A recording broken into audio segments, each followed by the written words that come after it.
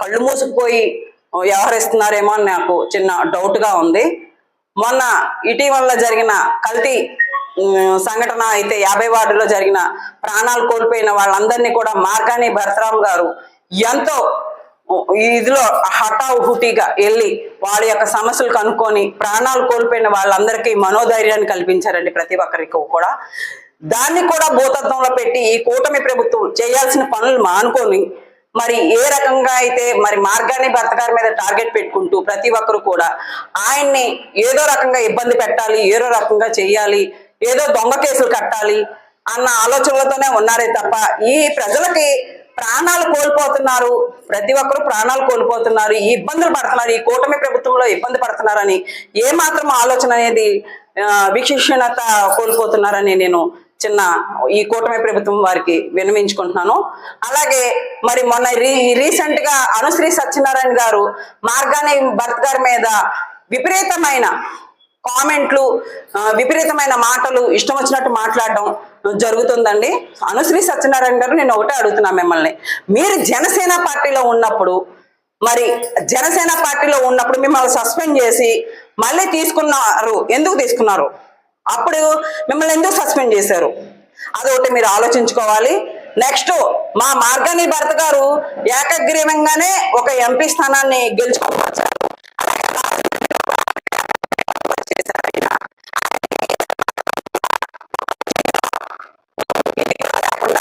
ఎంతో ప్లస్ లోనే ఉన్నారు ప్రతి ఒక్కరు కూడా మా మార్గాని భర్త గారు వెంటే.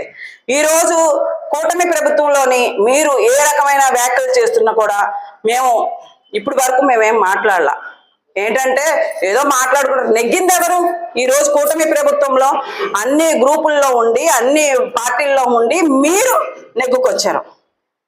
మా వైసీపీ పార్టీలో ఒక్కలే సింగిల్ ఆర్మీ లాగా మా జగనన్న ఎలాగైతే అక్కడ తాడేపల్లిలో ఉన్నారో ఈ రోజు మార్గాని భరత్ అన్న కూడా రాజమండ్రిలో ఒక ఏకగ్రీవంగా ఎన్నికయ్యి ఎంతో ప్రజలకి సేవ చేసుకుంటూ ప్రతి వార్డులోనూ ఒక కార్యకర్తలాగా తిరిగిన వ్యక్తి ఎవరైనా ఉన్నారంటే మన మార్గాని భరత్ గారని దర్జాగా చెప్పగలుగుతాను నేను.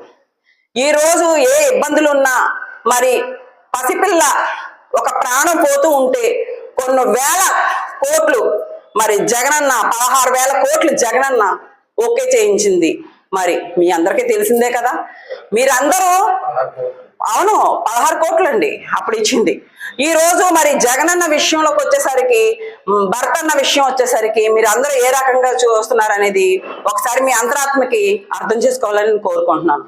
మరి మా మార్గాని భరత్ గారు రాజమండ్రి ఎంతో దశ మార్చిన వ్యక్తి. ఈ రోజు కంపల్సరీ ఎలా ఉంది? సర్వనాశనం అయిపోయింది, కుళ్ళు కంపుతో ఏడుస్తుంది. మొన్న రీసెంట్ గా డాండీ మాట దగ్గర చండాలమైన bottles, drink bottles, beer bottles అన్ని పెట్టి ఆ బొమ్మని ఇచ్చేశారు దాండీ మార్ట్ దగ్గర. దాన్ని ప్రశ్నిస్తే కేసులు. మరి ఇక్కడ మన అంబేద్కర్ భవనం దగ్గర ఎంత గలీజ్ గా ఉందండి. ఆయన్ని మరి అంబేద్కర్ గారిని అవమానించినట్టే కదండి ఈ కూటమి ప్రభుత్వం. మా ఎస్సీ బీసీ మైనార్టీ మరి అన్ని రకాల కులస్తులు ఓట్లు వేయించుకున్నప్పుడు మీరు వాళ్ళ గౌరవాన్ని కూడా భంగం కలిగించే దిశగా మీరు ప్రయత్నిస్తున్నారని నేను ఖండిస్తున్నాను. దాని శుభ్రం లేదు. ఏంటి? కేవలం మార్గాని భరత్ గారు అన్ని రకాలుగా అభివృద్ధి చేశారు, అది భూస్థాపితం చెయ్యాలి. ఆ భూస్థాపితం చేయాలన్న ఉద్దేశంతో మీరు అందరూ దాన్ని మరుగున పెట్టేస్తున్నారే తప్ప రాజమండ్రిలోని ధనాన్ని దోచుకుంటున్నారు, ఇసుక మాఫియా చేస్తున్నారు, మందు మాఫియా చేస్తున్నారు, స్థలాలు కబ్జాలు చేస్తున్నారు. దీన్ని ఎవరో ఖండించట్లేదు. అంత గ్రూప్ అంతా మీ గ్రూప్లో ప్యాకెట్లు ఆడుతున్నారు. ఏదైనా అడిగితే ఎస్టీ ఎస్సీ దొంగ కేసులు. ఇది ఎంతవరకు కరెక్ట్ అని మిమ్మల్ని నేను అడుగుతున్నా సూటిగా. ఏమైనా మనం తెలియక ఎవరికైనా ఏదైనా తెలిసిన వ్యక్తి ఏదో రకంగా ఇబ్బంది పెట్టాలి వీళ్ళు వైసీపీ పార్టీ వాళ్ళు. ఎన్ని కేసులు పెడతారు? ఏ విధంగా పెడతారు? ఎంత క్రియేషన్ చేసి పెట్టుకుంటారో పెట్టుకోండి. నేను ఒకటే చెప్తున్నా, జగనన్నది విడిచేదే లేదు. మార్గాని భరత్ అన్న ప్రజల్లోని ప్రతి గుండెల్లోనే ఉన్నారని ఈరోజు ముక్త పంటంగా నేను చెప్పగలుగుతున్నాను. రాజమండ్రి ఏ విధమైనా సరే ఈ కుల్లి రాజకీయాల్ని కుంచపరచాలని మార్గాని భరత్ గారు ఎంతగానో ప్రజా దిశకై ఆయన ప్రయాణం చేస్తున్నారని విజ్ఞప్తి చేస్తున్నాను. మరి ఈ రోజు రాజమండ్రిని ఎంత దరిద్రంగా ఇప్పుడు మన గోదావరి పరిరక్షణ సేవా సమితి అధ్యక్షుడు టీకే విశ్వేశ్వరరెడ్డి గారు అన్నారు, నేను గోదావరి పరిరక్షణ అధ్యక్షుడిని, గోదావరి నా ఇది అని చెప్పి ఆయన చెప్పుకోవడం జరిగింది. గోదావరి ఎంత దరిద్రంగా ఉందండి. రాజమండ్రిలో అనేక పెద్దలు ఉన్నారు, కళ్ళు మూసుకుపోయి పడుకుంటున్నారు, వాళ్ళు దొంగ నిద్ర, యోగ నిద్రలోకి వెళ్ళిపోతున్నారు వాళ్ళు. కానీ కళ్ళు తెరిచి నా రాజమండ్రి నా ఇది అని ఒక మనసున్న వ్యక్తి మార్గాని భరత్ గారని నేను వివరిస్తున్నాను. మన పురంధేశ్వరి గారు వచ్చారు, మేడం గారు, అమ్మా నువ్వు ఎంపీ స్థానాన్ని గెలుచుకున్నావు, బాగానే ఉంది, మేము గెలిపించుకున్నాము, వస్తావు, గెస్ట్ గా వెళుతున్నావు, కానీ ఇక్కడ రాజమండ్రి సమస్యలు కూడా మీరు కనుక్కోవాలని విజ్ఞప్తి చేస్తున్నాము. అలాగే ఈ మీరు ప్రజలకు ఏం చేస్తున్నారు? చంద్రబాబు నాయుడు గారు వచ్చేసరికి సూపర్ 6 పథకాలు అన్నారు, మరి మహిళలకు 1500 అన్నారు. ఏ రకమైన మీరు 1500 ఇవ్వగలిగారు అనేది నేను అడుగుతున్నాను. అలాగే పిల్లలకి విద్య ఫీజులు, ఆ ఫీజులు వచ్చేసరికి భారీ ఎత్తున పెరిగిపోతున్నాయి ఫీజులు. వాళ్ళు కూడా సామాన్యులు, ఎలా చదవాలి, పిల్లలు చదివించుకుంటే చాలరా బాబు, మాకు ఆస్తులు అక్కర్లేదు, మా పిల్లల భవిష్యత్తులో ఒక డాక్టర్, ఒక ఇంజనీరు, ఒక ఇది ఉండాలి, ఎస్పీ, ఎమ్మెల్యే, ఒక ఎంపీ, ఒక మినిస్టర్ అయ్యి ఉండాలని చెప్పి ప్రతి ఒక్కరు కూడా చదువుకొని మంచి దేశాన్ని అభివృద్ధి చేయాలని ప్రతి తల్లిదండ్రులు కలగొంటారు. కానీ ఆ కలలుగానే మిగిలిపోతున్నాయి ఒక సామాన్యుడికి. ఈ రోజు రాజకీయాల్లో అనేక పెద్దలు ఉన్నారు, కానీ ఏ మాత్రం కూడా సామాన్యుడికి నాయకుడు అయితే కనబడలేదు నాకు. అది వైఎస్ జగన్మోహన్ రెడ్డి గారికే సాధ్యమైంది.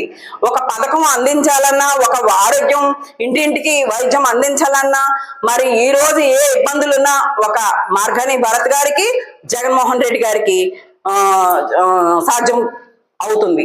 కానీ ప్రతి ఒక్కరు కూడా ఈ కూటమి ప్రభుత్వంలోనే స్థలాలు కబ్జాలు, ఇసుక మాఫియా, మందు అమ్ముకోవడం, ప్యాకెట్లాడించుకోవడం, ఈ డబ్బు దాచుకోవడమే తప్ప గవర్నమెంట్ ని కూడా కొద్దిగా అణుగుదొక్కే ప్రయత్నం చేస్తున్నారని నేను సమయంగా చెప్తున్నాను. ఇంకో విషయం ఏంటంటే, మహిళలకు ఏమైనా రక్షణ కూడా లేదండి. ఒక బీసీ, ఒక నాయకుడు కూడా, ఒక బీసీ మహిళ అయినా కూడా రక్షణ లేకుండా పోతుంది ఇక్కడ. ఎలాగంటే ఒక బీసీని ఒక కించపరిచే విధంగా వ్యాఖ్యలు కొంతమంది చేస్తున్నారు. అది కూడా నేను తప్పు పడుతున్నాను.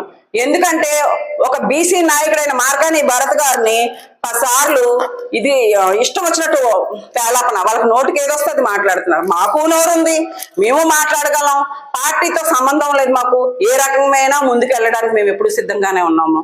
మార్గాని భరత్ గారు కానీ, జగన్మోహన్ రెడ్డి గారిని కానీ విమర్శిస్తే మట్టుకి తస్మా జాగ్రత్త అని నేను హెచ్చరిస్తున్నాను. కేసులుగా తగ్గేదే లేదు. మా నాయకుడు చెప్పారు మొన్నే, మన జగన్మోహన్ రెడ్డి గారు, అమ్మ 2.0